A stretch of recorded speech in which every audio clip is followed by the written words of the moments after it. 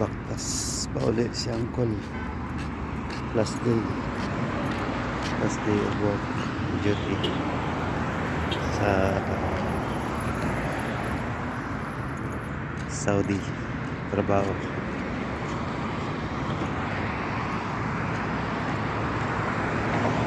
Going home na. Kaya nahidlaw na.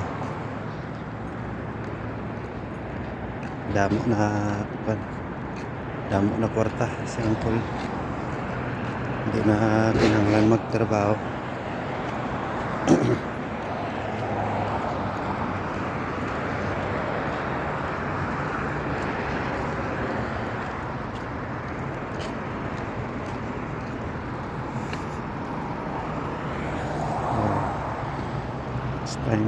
It's time to change our system in our life. So kung gusto mong may magbago, dapat baguhin mo yung ginagawa. I mean, pagbabago na ano pa,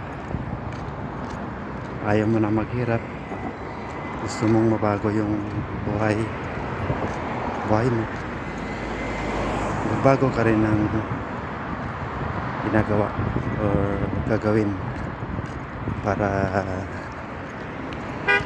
may magbago. So kung wala kang gagawin, walang magbabago. Kailangan baguhin ang sistema.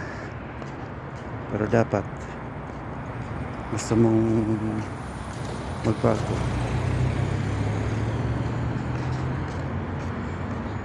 magsikap, huwag tatamad-tamad. Focus sa plano. Ganun lang.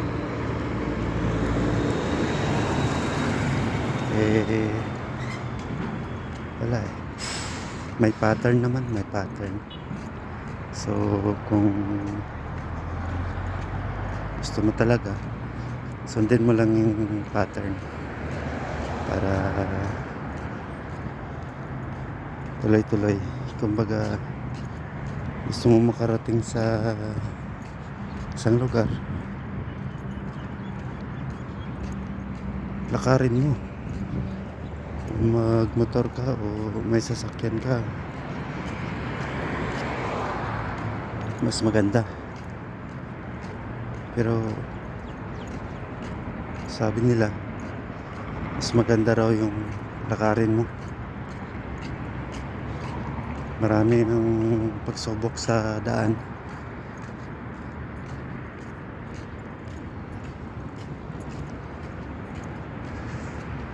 Yun ay kasama sa mga pagsubok na maranasan. Pero yun ang magpapasarap sa tagumpay.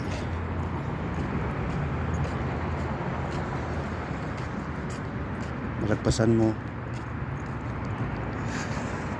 mas maganda. Mas masarap ang tagumpay pag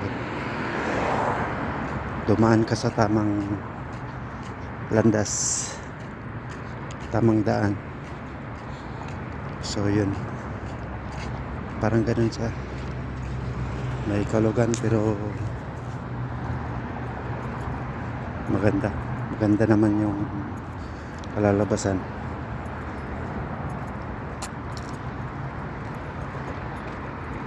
Ganun lang mga boss, tuloy-tuloy lang tayo sa buhay. Buhay ay tuloy-tuloy. Hanggat gusto mong mabuhay, tuloy-tuloy. Tanggapin mo yung mga pagsubok para tuloy-tuloy, hindi ka babalik sa umpisa na naman. Laging umpisa. Dapat one step ahead. Tuloy lang. Kasi kung susoko ka, walang mangyayari.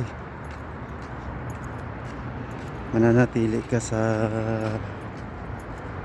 umpisa. Tuloy ang hakbang sa bawat dadaanan natin. Kung ano man yun, lakad lang, tuloy lang, move forward. Ganun talaga.